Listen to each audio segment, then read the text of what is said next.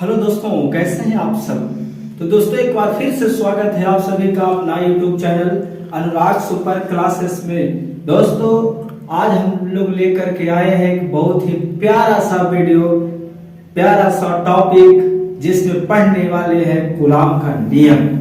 गुलाम का नियम जो क्लास 10th और क्लास 12th के बच्चों के लिए ये काफी ज्यादा इम्पोर्टेंट है, गुलाम का नियम। तो देखिए दोस्तों, गुलाम का नियम होता क्या है, तो याद रखना है 1785 ईस्वी में 1785 ईस्वी में गुलाम ने एक नियम का प्रतिपादन किया था। दो आवेशित कणों के बीच, है ना, दो आवेशित कणों के बीच आकर्षण या प्रतिकर्षण बल के बारे में एक नियम का प्रतिपादन किया था जिसे गुलाम का नियम कहते हैं। तो आप लोग को इतना तो समझ में आ गया कि 1785 ईस्वी में गुलाम ने दो आवेशित कणों के बीच लगने वाला आकर्षण या प्रतिकर्षण बल के बारे में एक नियम का प्रतिपादन किया था जिसे गुलाम का नियम कहते हैं। अब देखिए, आकर्षण या प्रतिकर्षण बलों के बीच में अब ये फोर्स जो लगता है, कैसे लगता है, किस अनुसार से ये कार्यरत होता है, इसके बारे में गुलाम ने क्या कहा था, जो देखते हैं हम लोग गुलाम के नियम से। तो चलिए देखिए ये गुलाम का नियम।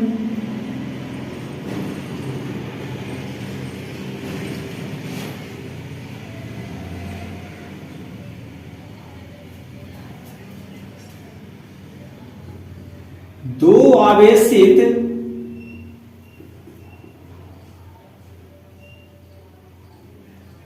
कणों के बीच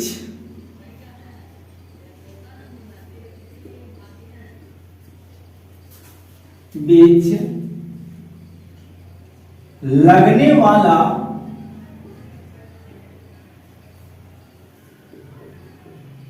आकर्षण या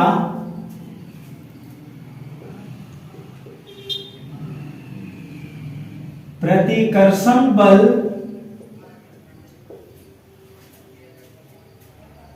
है ना, दो आवेशित कणों के बीच लगने वाला आकर्षण या प्रतिकर्षण बल उन दोनों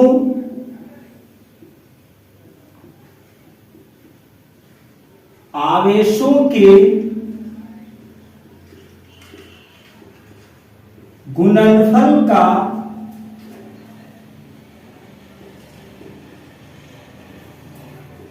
समानुपाती होता है तथा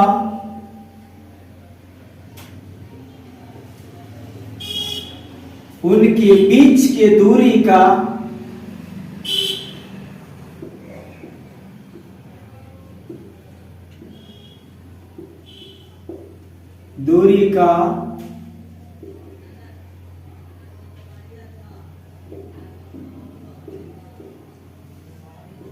व्युत्क्रमानुपाती होता है। यही गुलाम का नियम था। ठीक है ना, क्या था भाई कि दो आवेशित कणों के बीच लगने वाला आकर्षण या प्रतिकर्षण बल उन दोनों आवेशों के गुणनफल का समानुपाती होता है तथा उनके बीच के दूरी के वर्ग का, उनके बीच के दूरी के वर्ग का, ठीक है ना, यहाँ पे गलत हो गया था, तथा उनके बीच के दूरी के वर्ग का व्युत्क्रमानुपाती होता है। ठीक है, तो देखिए दोस्तों, यहाँ पे आकर्षण या प्रतिकर्षण बल दो आवेशों के बीच में, ये आकर्षण या प्रतिकर्षण बल के बारे में आप लोग आवेश पढ़े हैं तो उसमें समझ में आया होगा कि आवेश में जो है समान आवेश जो होता है, यानी जो एक जातीय होता है ना, जो समान आवेश होता है एक दूसरे को प्रतिकर्षित करता है। तो याद रखना है कि जो समान आवेश होता है एक दूसरे को क्या करता है, प्रतिकर्षित करता है, और जो असमान जो आवेश होता है ना, असमान जो आवेश होता है एक दूसरे को क्या करता है, आकर्षित करता है। मतलब कि आवेश जो प्रकृति में विपरीत हो वो एक दूसरे को क्या करेगा, आकर्षित करेगा, और जो समान हो वे एक दूसरे को क्या करेगा, प्रतिकर्षित करेगा। ठीक है, तो यहाँ कहा था कि दो आवेशित कणों के बीच लगने वाला आकर्षण या प्रतिकर्षण बल उन दोनों आवेशों के गुणनफल का समानुपाती होता है तथा उनके बीच के दूरी के वर्ग का व्युत्क्रमानुपाती होता है। चलिए दोस्तों, ये तो नियम है। आप लोग से प्रश्न में पूछा जाएगा कि इसे सत्यापित भी करें, तो हम लोग चलिए इसका सत्यापन कर लेते हैं। ठीक है, या तो फिर इसका व्यंजक निकालना, निगमन करना, यही सब। ठीक है ना। दो आवेशित कणों के बीच, तो सबसे पहले तो हम लोग को दो आवेश लेना होगा। कितने आवेश? दो आवेश। दो आवेश ले लिए, है ना, Q1 और Q2। Q1 और Q2, Q1 और Q2 दो आवेश ले लिए। ठीक है, जिसकी जो दूरी है ये एक दूसरे से r दूरी पर स्थित है। कितने दूरी पर? r दूरी पर। ठीक है ना। चलिए, दो आवेशित कणों के बीच लगने वाला आकर्षण या प्रतिकर्षण बल, है ना, उन दोनों आवेशों के गुणनफल का समानुपाती होता है तथा उनके बीच के दूरी के वर्ग का व्युत्क्रमानुपाती होता है। इस कथनी के अनुसार मैंने दो आवेश ले लिया, उसके बीच की दूरी भी तय कर दिया। ठीक है, अब इस चित्र के अनुसार जो जो प्रक्रिया मैंने किया उसको लिख लेना होगा, है ना। तो चलिए यहां पर लिख लेते हैं। माना कि दो आवेश या दो आवेशित कण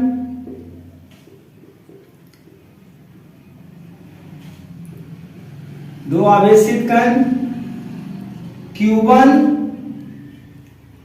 तथा Q2 है। Q1 तथा Q2 है, जो एक दूसरे से r दूरी पर स्थित है। तो इन दोनों के बीच या इन दोनों आवेशों के बीच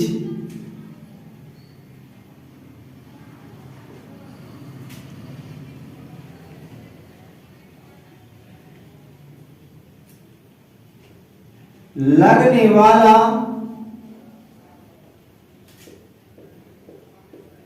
आकर्षण तथा प्रतिकर्षण बल। ठीक है, अब ये जो दो आवेश है, देखिए, माना कि दो आवेशित कण Q1 तथा Q2 है। ठीक है, जो एक दूसरे से, है ना, जो एक दूसरे से कितने दूरी पर? r दूरी पर स्थित है। तो इन दोनों, है ना, तो इन आवेशों के बीच या इन दोनों आवेशों के बीच लगने वाला आकर्षण तथा प्रतिकर्षण बल। अब यहाँ पे देखिए दोस्तों, अगर ये समान प्रकृति का होगा तो प्रतिकर्षण बल लगेगा, है ना। जो समान प्रकृति का होगा उसमें प्रतिकर्षण बल ही लगेगा। जैसे यहाँ प्लस का, ये भी प्लस का, दोनों प्लस का चार्ज रहता तो समान प्रकृति का होता, तो इसमें कौन सा बल कार्य करेगा? प्रतिकर्षण बल। अगर ये क्या होगा? असमान होगा तो आकर्षण बल कार्य करेगा। तो यहाँ पे दोनों बल के बारे में, चाहे तो आकर्षण बल कार्य करे या प्रतिकर्षण बल कार्य करे। ठीक है, तो जो लगने वाला जो बल होता है, चाहे आकर्षण बल हो या प्रतिकर्षण जो बल होता है, ठीक है ना, क्या होता है यहाँ से समझिए, जो आकर्षण या प्रतिकर्षण जो बल होता है उन दोनों आवेशों के गुणनफल का समानुपाती होता है। तो वो दोनों आवेश कौन है? Q1 और Q2 है। तो गुणनफल का समानुपाती होता है, यहाँ पर समानुपाती। ठीक है, क्या हो गया? जो यहाँ से समझिएगा, दो आवेशित जो कण था वो दोनों आवेशों के गुणनफल का समानुपाती होता है। कौन? जो बल कार्य करता है वो। ठीक है, इसलिए इसको हम लोग क्या बना लेंगे, समीकरण नंबर फर्स्ट। तथा उनके बीच के दूरी के वर्ग का, उनके बीच की दूरी कौन है, r है, तो उनके बीच के दूरी के वर्ग का, इसका जब वर्ग करेंगे यानी r स्क्वायर का क्या होगा, वैध कर्मानुपाती, r स्क्वायर जो है उसका वैध कर्मानुपाती यानी क्या हो जाएगा 1/r स्क्वायर हो जाएगा। तो ये कौन काज कर रहा है भाई, तो फोर्स जो लग रहा है जो उनके बीच की दूरी के क्या है, तो वैध कर्मानुपाती है। ठीक है, इसको हमने कर लिया समीकरण नंबर सेकंड। ठीक है, अब यहां पर लिखिएगा उपरोक्त सभी समीकरणों को मिलाने पर, तो मेरा समीकरण ये फर्स्ट है, ये सेकंड है, चलिए हम मिला देंगे। क्या होगा, Q1 Q2 गुना 1/r स्क्वायर, देख रहे हैं ना। ठीक है, तो यहां फिर क्या हो जाएगा, F समानुपाती है ये Q1 Q2 बटा r स्क्वायर। ठीक है, अब यहां से देखिए दोस्तों, ये समानुपाती का सिंबल है और ये समानुपाती का सिंबल हटाते हैं तो हम लोग इक्वल का सिंबल लगाएंगे यानी बराबर का चिन्ह लगाएंगे। तो बराबर का चिन्ह लगाएंगे और इसको हटाएंगे, ठीक है ना, और बराबर का चिन्ह लगाएंगे। तो ध्यान से समझिएगा, जब समानुपाती हटाएंगे बराबर का सिंबल लगाएंगे तो क्या होगा, एक इस नियतांक होगा, यहाँ पर एक नियतांक होगा जिसको हम लोग क्या कहते हैं, के कहेंगे। एक नियतांक लगाएंगे, याद रखिएगा के क्या है, तो के एक नियतांक है जिसे हम लोग कूलाम नियतांक भी कहते हैं। ठीक है ना, तो ये के एक नियतांक है। तो यहाँ पर प्रोपोर्शनल का चिन्ह हटाए, समानुपाती का चिन्ह हटाए, तो हम लोग इक्वल का सिंबल लगाएंगे तो यहाँ पर एक के एक नियतांक आएगा, लगेगा। ठीक है, यहाँ पर क्या होगा फिर Q1 और Q2 बटा r स्क्वायर। अब ये जो के जो नियतांक होता है दोस्तों, इसका ना वैल्यू होता है। ठीक है, वायु या निर्वात में याद रखिएगा, ये वायु या निर्वात में जो के का मान होता है 1/4 पाई एप्सिलॉन 0 होता है, या सांख्यिक मान इसका कहें तो 9 गुना 10 के पावर 9 होता है। ठीक है ना, तो यहाँ जो है के का जो वैल्यू निकलेगा क्या होगा, 1/4 पाई एप्सिलॉन 0। यहाँ क्या हो जाएगा, Q1 Q2 बटा r स्क्वायर। यही आपका कूलम के नियम का व्यंजक था, या सत्यापन कहिए या निगमन कहिए। ठीक है, यही आप लोग से पूछा जाएगा, कूलम के नियम से आप क्या समझते हैं, या कूलम के नियम को लिखिए और उसका व्यंजक प्राप्त कीजिए। ठीक है, तो आप लोग को इसी तरह से व्यंजक प्राप्त करना होगा। ठीक है ना, तो आशा करते हैं कि ये सब आप समझ रहे होंगे या समझ गए होंगे। तो एक बार फिर से देख लेते हैं इसको। कह रहा था कि दो आवेशित कणों के बीच में, सबसे पहले तो ये जान लीजिए मेरे दोस्तों कि 1785 ईस्वी की ये बात है। 1785 ईस्वी में कूलम ने एक नियम का प्रतिपादन किया था। वो किस लिए, दो आवेशित कणों के बीच जो बल लगता है उसके बारे में, कि भाई दो आवेशित कणों के जो बीच बल लगता है, चाहे तो आकर्षण बल लगे या तो फिर प्रतिकर्षण बल लगे, यही सब नियम के बारे में एक नियम जो है ना प्रतिपादित किए थे। ठीक है, जिसी को हम लोग क्या कहते हैं, जिसको कूलम का नियम कहते हैं। तो उनके अनुसार, उनके कथनी के अनुसार क्या है कि दो आवेशित कणों के बीच लगने वाला आकर्षण या प्रतिकर्षण बल उन दोनों आवेशों के गुणनफल का समानुपाती होता है, तथा उनके बीच के दूरी के वर्ग का वैध कर्मानुपाती होता है। ठीक है, अब उसके बाद मैंने दो आवेशित कण लिया Q1 और Q2, उस ये दोनों के बीच की दूरी r है। इसके अनुसार मैंने माना कि दो आवेशित कण Q1 तथा Q2 है जो एक दूसरे से r दूरी पर स्थित है। तो इन आवेशों के बीच लगने वाला आकर्षण तथा प्रतिकर्षण बल। ये दोनों आवेश के बीच में कोई ना कोई तो कार्य करेगा ना बल, ठीक है। तो इसीलिए मैंने दोनों बल के बारे में लिखा, चाहे तो आकर्षण बल कार्य करे या प्रतिकर्षण बल कार्य करे, दो में से कोई भी बल कार्य करेगा वो दोनों आवेशों के गुणनफल का क्या होगा, समानुपाती होगा।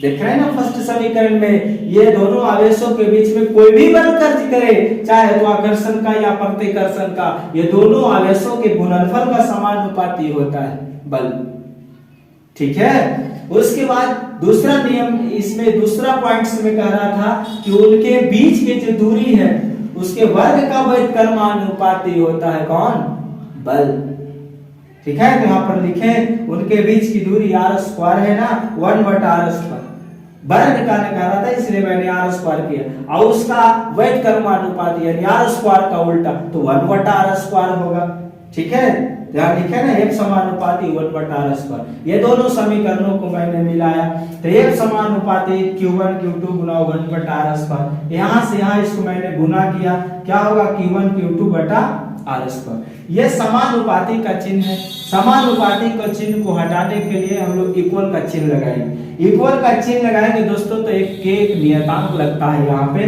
जिसका वैल्यू होता है 1/4 पाई एप्सिलॉन 0। सांख्यिक मान इसको कहें तो 9 गुना 10 के पावर 9 होता है, ठीक है ना दोस्तों।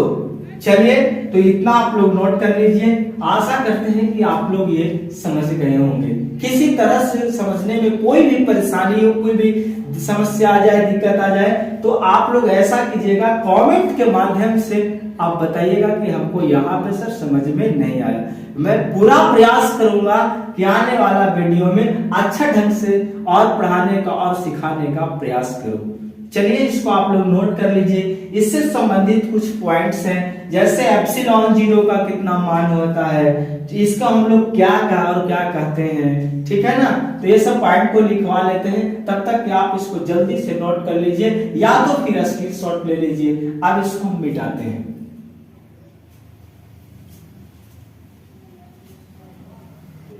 तो दोस्तों देखिए कुछ पॉइंट्स हैं जो अभी हम लोग कूलॉम के नियम में देखें, उससे कुछ संबंधित कुछ पॉइंट्स आता है, इसको भी आप लोग याद कर लीजिएगा। कहता है कि वायु तथा निर्वात में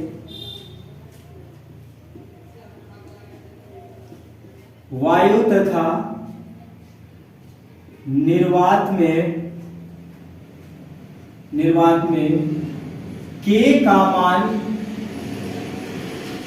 मान 1/4 पाई एप्सिलॉन 0, यानी अगर सांख्यिक मान पूछे तो 9 गुना 10 के पावर 9 होता है, ठीक है। दूसरा पॉइंट इसका कहता है कि एप्सिलॉन 0 लिखे अभी हम लोग, इसको कहीं कहीं ना एप्सिलॉन नोट भी लोग पढ़ते हैं। चलिए ठीक है, अपने सुविधा के लिए एप्सिलॉन 0 हम बोलते हैं, ठीक है ना। आप लोग को अगर एप्सिलॉन नोट जानकारी होगा तो एप्सिलॉन नोट ही बोलिएगा, ठीक है। चलिए ये एप्सिलॉन 0 को, ठीक है ना, एप्सिलॉन 0 एक्चुअली होता क्या है कि बोलने का कोई भी चीज का ना ज्यादा बार उसको बोल दीजिएगा तो ये रिपीट हो जाता है बोलने का, ये मतलब इसको कहिए कि बार बार बोलने का प्रैक्टिस जो हो जाता है ना, आदत पड़ जाना जिसको कहिए, वही मुझे आदत हो गया है ना। चलिए एप्सिलॉन 0 बोल ही लेते हैं ना। एप्सिलॉन 0 को वायु तथा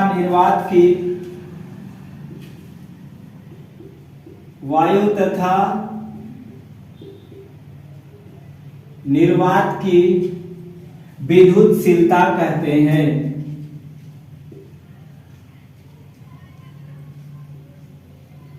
विद्युतशीलता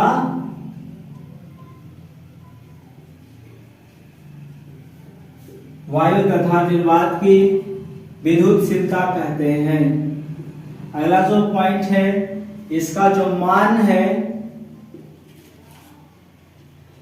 इसका एप्सिलॉन 0 का इसका जो मान है 8.85 गुना 10 के पावर -12, 8.85 गुना 10 के पावर -12 कूलम स्क्वायर प्रति न्यूटन मीटर स्क्वायर होता है। ठीक है ना, यही इसका वैल्यू होता है। उसके बाद के एक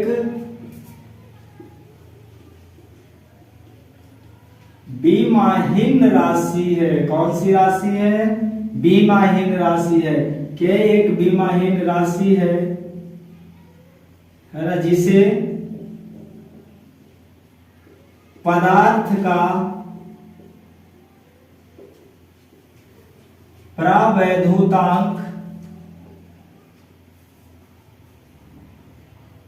कहा जाता है। ठीक है ना दोस्तों, इतना पॉइंट्स को याद रखना है कि वायु तथा निर्वात में के का जो मान होता है 1/4 पाई एप्सिलॉन 0 होता है। सांख्यिक मान कहिए तो 9 × 10⁹ होता है। उसके बाद एप्सिलॉन जीरो को वायु तथा निर्वात की विद्युतशीलता कहते हैं।